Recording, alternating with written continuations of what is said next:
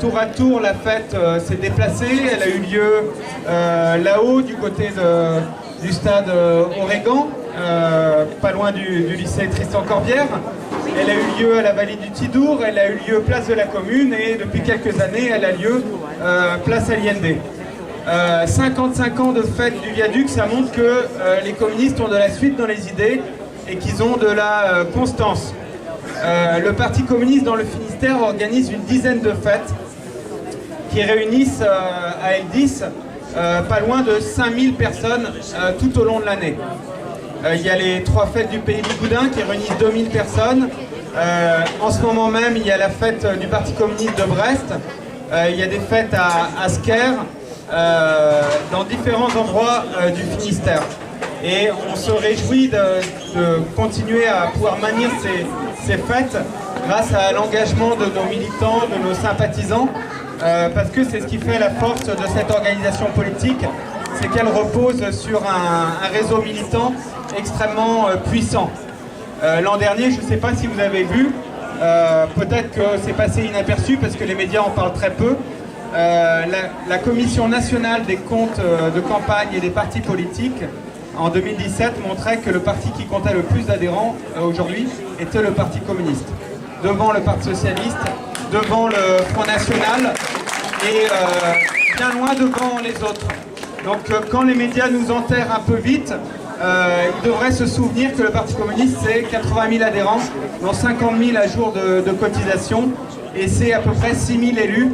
Et donc c'est une force politique qui compte dans ce pays, c'est une force politique qui maintient la gauche debout, parce qu'on a à la fois une ambition de rassemblement du peuple et de rassemblement avec les autres forces politiques de gauche au service d'un combat contre la politique d'austérité, d'un combat contre le libéralisme, d'un combat pour des politiques de justice et d'égalité sociale.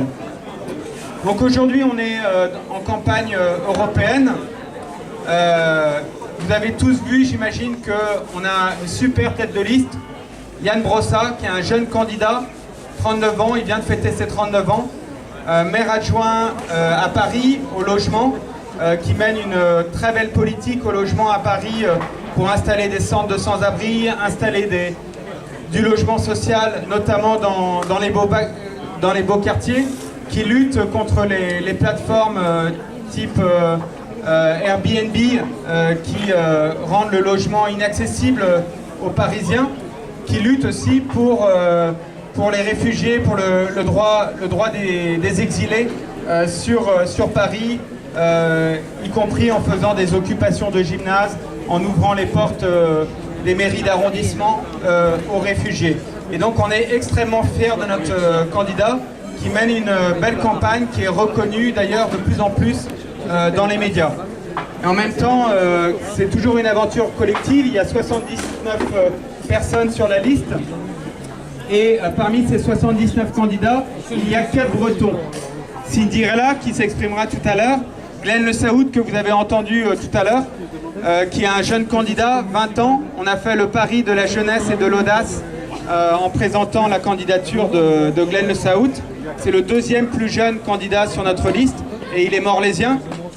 On a aussi Christelle Dumont, qui est salariée en EHPAD à Belle-Île, au Palais, qui a fait il y a 2 ans une grève de la faim pour dénoncer les suppressions de moyens pour son EHPAD, les suppressions de services dans son EHPAD, et qui est extrêmement reconnue à Belle-Île, puisque quand elle s'est présentée au départemental, elle a fait 27% dans sa commune du Palais. Et on a Katja Kruger, une franco-allemande, d'origine allemande, qui est comédienne, danseuse et élue à la petite enfance à Rennes. On a des beaux candidats, on a surtout sur notre liste 50% d'ouvriers et d'employés. C'est pas une liste de professionnels de la politique, c'est une liste qui est représentative du monde du travail et avec notamment un certain nombre d'ouvriers qui ont mené des luttes de longue haleine pour défendre leur entreprise contre des délocalisations, parfois en occupant leur boîte pendant 1 an, comme un employé de la papeterie Argeville dans la Sarthe, On a aussi Marie-Hélène Bourlard, qui est numéro 2 sur la liste, qui est la protagoniste principale du film Merci Patron de François Ruffin, qui a été licencié par Bernard Arnault, la principale fortune de France, qui est à Pointe avec un patrimoine de 57 milliards d'euros. Et donc elle est numéro 2 sur notre liste. Notre ambition, c'est évidemment de la faire élire pour que, pour la première fois, une ouvrière soit élue au Parlement européen.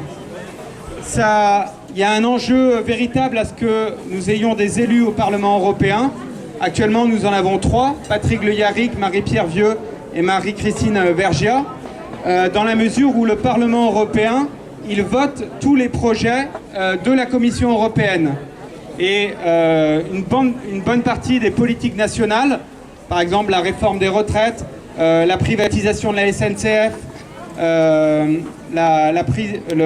la libéralisation aussi du transport routier, la privatisation progressive de la sécurité sociale, tout ça, ça vient de la Commission européenne. Mais ça passe par le Parlement européen. Donc avoir 20, 30 députés progressistes de plus au Parlement européen, c'est extrêmement important. Je ne vais pas être plus long, je donne tout de suite la parole à Cinderella Bernard. Juste, il me manque 2 petits livrets de chant participatif. Si vous êtes assis dessus, ce serait bien de me les redonner, s'il vous plaît. Je vais donner la parole à Cinderella Bernard en vous conseillant de ne pas oublier d'apporter votre soutien à la liste de Yann Brossa. Pour ceux qui ne l'ont pas fait, vous pouvez le faire au stand politique. On est actuellement 550 soutiens finistériens à la liste de Yann Brossa, dont une trentaine d'élus. L'objectif, c'est d'en avoir un maximum, car cette campagne, elle va se mener dans la proximité. Il nous faut 5% pour avoir des élus le 26 mai prochain. 5%, ça représente à peu près 14 000 voix sur le Finistère.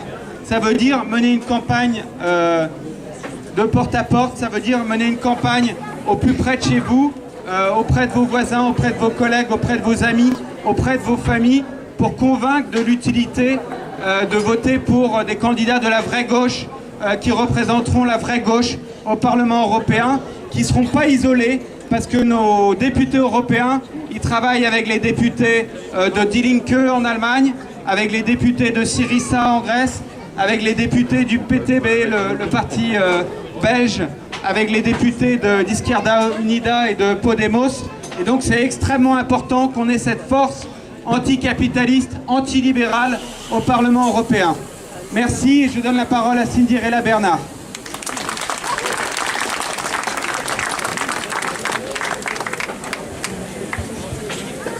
Bonjour à tous. Je voulais d'abord remercier les camarades de Morlaix et du Finistère pour leur invitation et les féliciter pour cette installation. Je suis bénévole aussi dans les associations. Je sais le temps que ça prend d'installer tout ça et de défaire tout ça quand on est fatigué après avoir réussi un bel événement comme celui-ci.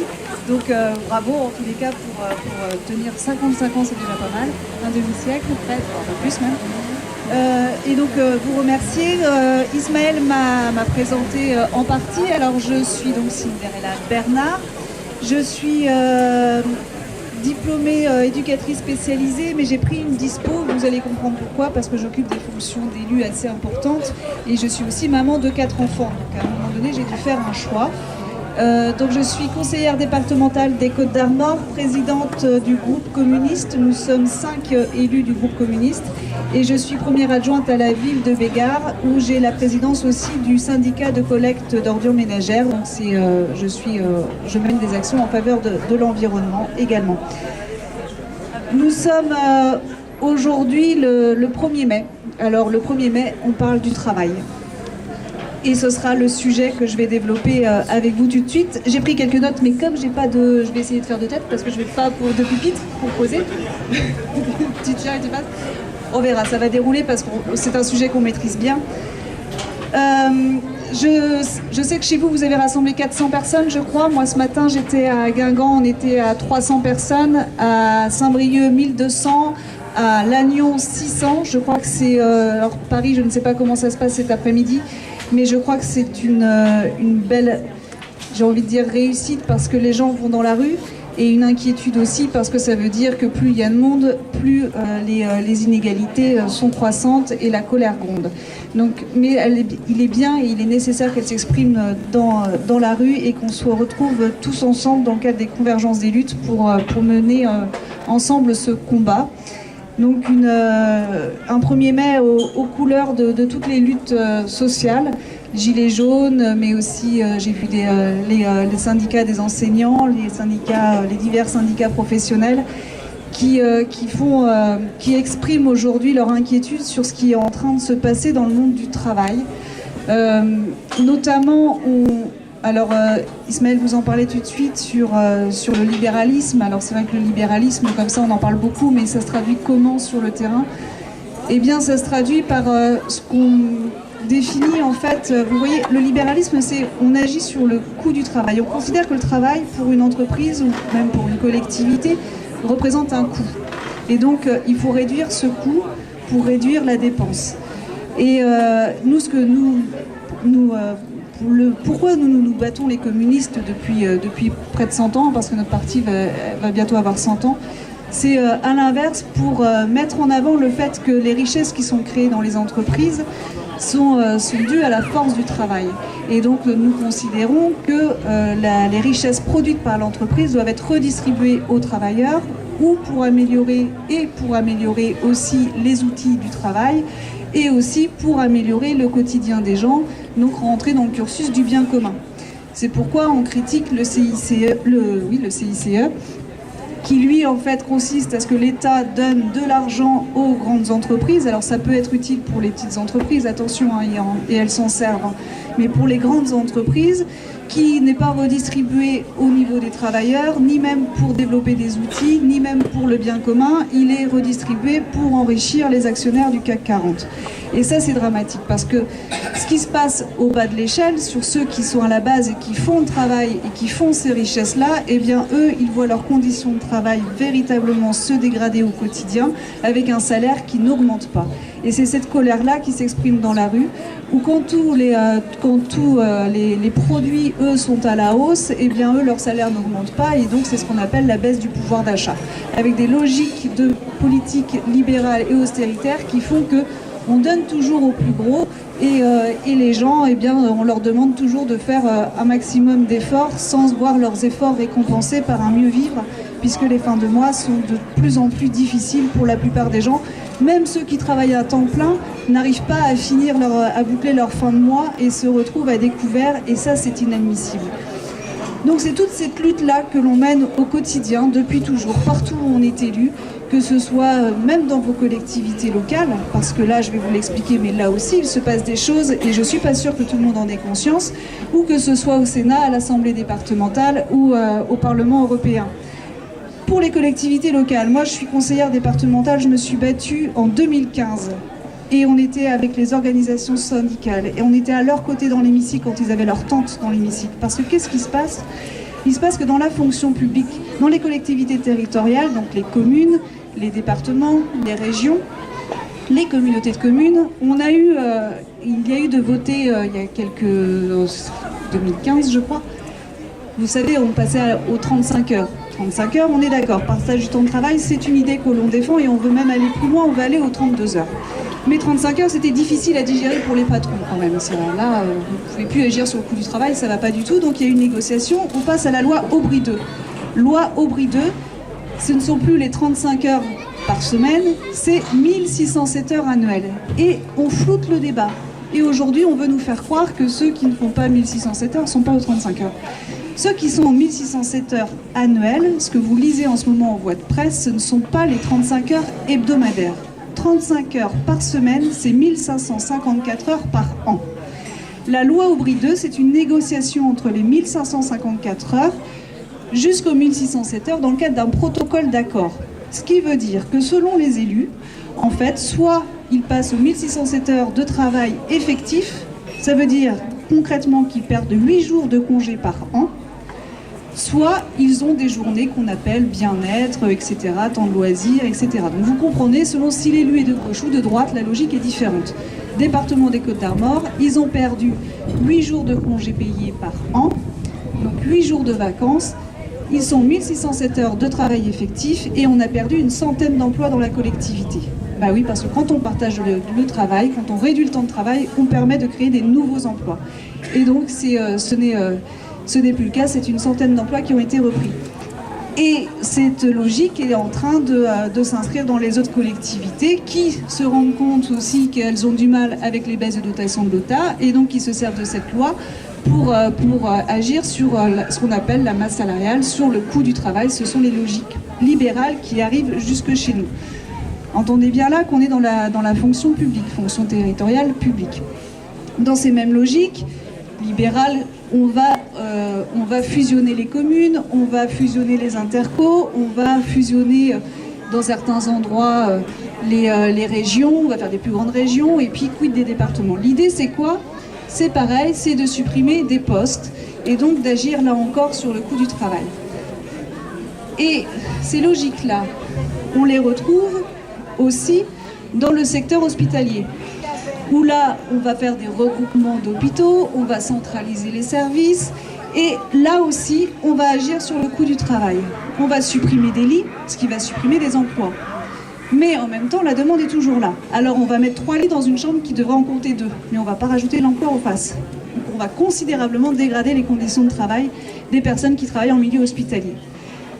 Sur le domicile, parce qu'on développe aussi, vous savez maintenant, le maintien à domicile, il faut absolument que les personnes restent à domicile, ça coûte moins cher qu'en hébergement, toujours dans cette logique comptable. Et bien là, on va minuter les temps d'intervention.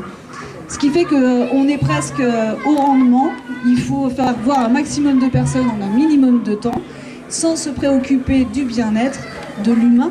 Ce que nous on préconise, quand on dit l'humain d'abord, c'est pas pour faire bien, pour faire joli, on y croit, c'est l'humain d'abord, c'est pour ça qu'on se bat, c'est quand même pas normal que les personnes dans certaines structures, et je vous assure que c'est le cas, soient couchées à 2h30 de l'après-midi, parce qu'il y a personne pour les coucher à 6h le soir, vous vous rendez compte? Et ça existe, et ça se passe comme ça.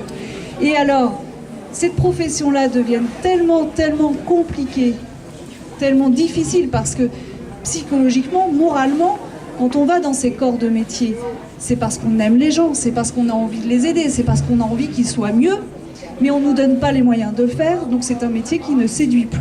Et ça se traduit par quoi? Par une baisse de 30% de personnes dans les écoles d'aides-soignantes. Donc on va avoir une pénurie d'aides-soignants dans les années à venir. Ça se traduit par la difficulté à recruter des personnes qui interviennent à domicile. Donc là aussi, c'est un métier qui ne séduit plus. Et donc, ça se traduit par une déprofessionnalisation des métiers de santé, avec, comme nous avons ces pénuries dans le domaine d'accompagnement des soins, mais aussi la pénurie médicale, notamment dans le secteur psychiatrique, parce qu'on n'en parle pas assez, on parle beaucoup des médecins généralistes, mais également dans la psychiatrie, eh bien, on va avoir des psychologues qui vont faire les métiers des psychiatres, des services civiques, et je vous assure que c'est vrai, des jeunes en service civique qui se retrouvent à faire le métier des aides-soignantes et donc à donner le repas aux personnes âgées le midi. Voilà ce qui est en train de se passer. Donc on déprofessionnalise complètement les métiers et ça c'est très grave et on exploite, ce sont des métiers qui sont d'ailleurs essentiellement féminins, on exploite gravement les conditions de travail des femmes qui, moi, je pense qu'on peut les appeler comme ça, deviennent des ouvrières du soin. Il faut travailler au rendement, il faut travailler au plus vite et à moindre coût. Et je vous assure que quand vous fréquentez les milieux hospitaliers, c'est inscrit sur les visages la difficulté pour les gens de travailler dans ces domaines-là. Secteur public. Mais alors pourquoi ça se passe comme ça? J'ai parlé du milieu hospitalier, des collectivités territoriales, etc. Eh bien, l'Europe y est pour quelque chose. Alors pourquoi l'Europe y est quelque chose?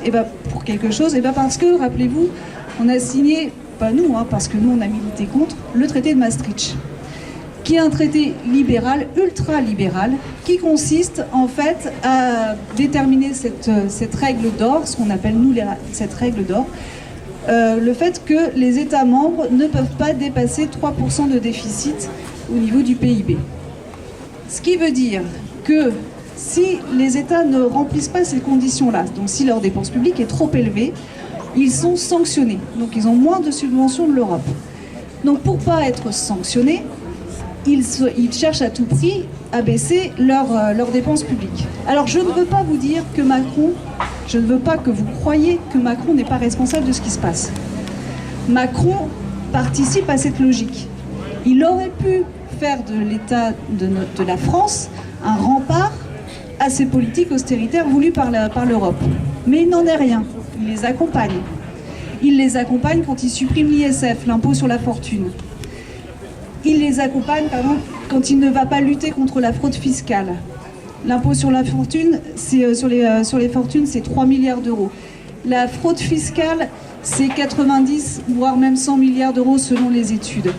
Vous imaginez ce qu'on pourrait créer comme emploi, comment on pourrait améliorer les conditions des services rendus aux personnes si jamais cet argent-là revenait dans le pot commun pour servir la société.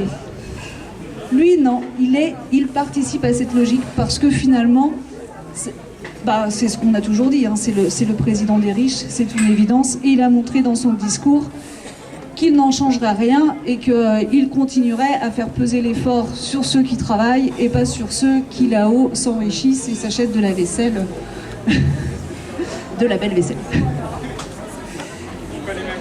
On connaît même pas. Donc, nous, ce qu'on veut dans cette Europe-là, c'est casser ces traités libéraux.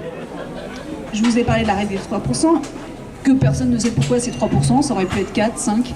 Donc ça, il faut la balayer. C'est pas possible, les États doivent rester autonomes dans la politique qu'ils mènent. Première chose. Deuxième chose, on veut absolument qu'il y ait une clause de non-régression sociale. On porte l'idée d'une clause de non-régression sociale. C'est-à-dire que dans l'Europe, les États sont organisés différemment. L'exceptionnalité française, c'est justement les services publics. C'est le fait de mettre la démocratie au plus proche du citoyen. C'est ça notre exceptionnalité française.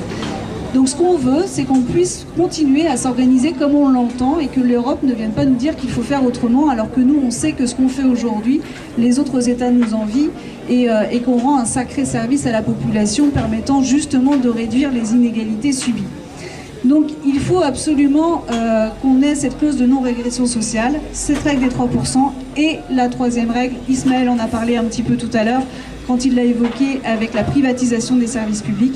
C'est ce que l'Europe veut, c'est la règle, le traité libéral sur la concurrence libre et non faussée, qui fait qu'aujourd'hui, on livre le service public à la concurrence. Tu as parlé tout à l'heure de la SNCF. La SNCF, ce qu'on dit SNCF usager, donc le service de transport usager de la SNCF, a été livré au marché, donc à la concurrence. Ce qui veut dire que ça se traduit concrètement par quoi? Baisse des pareils, hein, il faut agir sur l'enveloppe salariale, donc on supprime des postes. C'est le parcours du combattant pour aller chercher un billet de train, on n'a plus de guichet, on voit plus personne, on dit qu'il faut faire tout sur Internet, mais Internet ça marche pas. Bref, du coup, ça va à l'inverse du progrès. Et tout ça, on aurait pu l'éviter, sachez-le, on aurait pu l'éviter à 24 voix près au Parlement européen. 24 voix, c'est rien du tout. Si demain vous arrivez à vous votez et vous faites voter pour la liste de Yann Brossa, on gagne déjà 5 députés européens. C'est quand même... donc il faut y croire et il faut se battre. Si les listes avaient été communes, il y avait encore plus de chance. Alors monsieur, j'ai rencontré Bernard Hamon justement, Benoît Hamon. Bernard Hamon, c'est un autre élu de mon secteur, à droite, rien à voir. Benoît Hamon avec justement Yann Brossa. Et nous avons travaillé à ce rassemblement qui n'a pas été possible. Mais je vous assure que depuis toujours, les communistes ont toujours travaillé pour le rassemblement de toutes les forces de gauche. Et ça aurait été souhaitable vu les enjeux, c'est évident, mais à toutes les élections et aux législatives aussi. Hein. Moi j'ai appelé à voter, j'ai donné mon parrainage à Mélenchon pour me retrouver avec un candidat face à moi parachuté par le national dans ma circonscription de la France Insoumise. Donc voilà. Donc lutter contre ces logiques qui nous conduisent progressivement à la privatisation. Et puis il y a dans le travail aussi du secteur privé, là des enjeux aussi d'importance qui font que dans cette logique concurrentielle des marchés, eh bien, quelles que soient par exemple les collectivités territoriales, ont l'obligation de faire ce qu'on appelle un appel d'offres. Quand elles font des projets d'investissement, quand elles font intervenir des entreprises sur leur territoire, elles doivent faire un appel d'offres. Il faut savoir que les collectivités territoriales sont responsables de 70% de l'investissement public. Imaginez tout ce qu'elles font, tout le travail qu'elles donnent aux entreprises locales et aux habitants du coin. Imaginez ce que ça représente. Eh bien maintenant, elles ont l'obligation de faire un appel d'offres, c'est-à-dire de les mettre en concurrence. Et donc là aussi, qu'est-ce qui se passe? Eh bien le privé, les petites entreprises, parce que ce ne sont pas généralement des grandes entreprises, alors il y en a, mais pas toutes, sont obligés aussi d'agir sur le coût du travail pour pouvoir tirer les prix vers le bas, pour pouvoir répondre à l'appel d'offres et avoir une chance d'avoir le marché. Et c'est aussi comme ça qu'on voit beaucoup de petites entreprises qui ferment parce qu'au bout d'un moment, au niveau comptable, ça ne marche plus, quoi. Donc il faut absolument, là aussi, empêcher cela et qu'on ait la clause de proximité. Alors je ne sais plus comment on le dit, ça ne me revient plus là tout de suite, mais enfin... La possibilité, la clause locale en fait, la possibilité de pouvoir dans l'appel d'offres faire appel aux entreprises qui sont sur nos territoires, de pouvoir l'inscrire dans notre appel d'offres. Aujourd'hui, légalement, on n'a pas le droit de le faire. C'est pourquoi des fois on peut se retrouver à voir des entreprises qui sont du sud de la France ou de n'importe où. Là aussi, pour pouvoir réduire les coûts du travail, qu'est-ce qui se passe? Eh bien, certains ont recours à ce qu'on appelle les travailleurs détachés. Donc les travailleurs détachés qui au niveau du coût du travail, coûtent beaucoup moins cher puisqu'on n'est pas sur les mêmes réglementations. Eh bien nous, ce que l'on défend, c'est qu'un travailleur étranger qui vient travailler en France doit bénéficier de la même protection que les Français. Il est inadmissible que parce qu'ils viennent travailler en France, ils ne bénéficient pas de la même protection que les Français. C'est une règle incontournable. Et pour permettre à tout le monde de sortir la tête vers le haut, on a bien entendu les revendications qui sont portées sur le pouvoir d'achat. Et on sait bien, parce qu'on fait partie du peuple et qu'on vit, on sait très bien comment les choses se passent, et parce qu'on y est passé ou on y est encore pour certains d'entre nous, que les fins de mois sont compliquées. Et donc là, le SMIC tel qu'il est aujourd'hui, ça va plus. Donc on préconise une augmentation du SMIC à 200 €. Et pour éviter la concurrence entre les travailleurs dans l'Europe, on souhaite qu'on ait un SMIC européen tiré vers le haut, c'est-à-dire plus de 100 € sur la moyenne européenne et pas comme l'oiseau, moins 400 € pour les Français. Attention, le SMIC européen, c'est pour nous tirer vers le haut, pas l'inverse. Donc il faut absolument travailler à cela au niveau de l'Europe pour arrêter cette concurrence entre les travailleurs qui renforce toutes ces inégalités-là. Et de la même façon en France. Ce que je veux vous dire aussi, on n'en parle peut-être pas assez quand on parle des travailleurs, parce qu'on va parler un peu du public, du privé. Il y a aussi les agriculteurs. Les agriculteurs ont un enjeu très fort avec l'Europe. Pourquoi ? Parce qu'aujourd'hui, l'agriculture est livrée au monde du marché. Ce qui veut dire qu'eux ne sont pas garantis non plus d'avoir des prix rémunérateurs dans la vente de leurs produits et qu'eux aussi souffrent de l'enrichissement des plus gros. J'étais l'autre jour avec Yann Brossat, Marie-Pierre Vieux et les autres candidats du Maine-et-Loire à Laval, rencontrer la multinationale de Lactalis qui a mis 2,5 millions d'euros au Luxembourg. Au lieu de les redistribuer aux producteurs locaux, au lieu de les redistribuer aux salariés de Lactalis, et qui osent me dire, lors de l'entretien, parce que c'est quand même des fois difficile d'entendre ce genre de discours. Donc chacun intervient, le grand Marie-Pierre Vieux demande aux dirigeants de Lactalis, mais qui nous faisait croire que tout ceci était mensonge, qu'ils ne pratiquaient pas la fraude fiscale. Non, ils ne pratiquent pas la fraude fiscale, ils pratiquent l'optimisation fiscale. C'est une fraude fiscale autorisée légalement, en fait. Hein, c'est pas de l'argent qui revient là où la richesse est produite, ça part dans d'autres États où du coup ils peuvent s'enrichir. Eh bien, il répond qu'il pense, lui, que ce sont les Français qui n'aiment pas les gens qui réussissent. Vous vous rendez compte ? Il pense que nous, les Français, on n'aime pas les gens qui réussissent. Eh bien, moi, je lui ai dit non, monsieur. Les Français, ce n'est pas ça le problème. Les Français, ça ne les dérange pas que les gens réussissent. Tant mieux pour eux. Ce qu'ils n'aiment pas, c'est que pour que certains réussissent, d'autres doivent en crever à côté. Parce que je vous rappelle que quand même chez les agriculteurs, c'est un suicide tous les 3 jours, tellement leurs conditions de travail sont difficiles. Et donc ça, c'est un enjeu européen qui va se passer sur la PAC, la politique agricole commune, qui détermine justement les conditions d'exploitation des agriculteurs.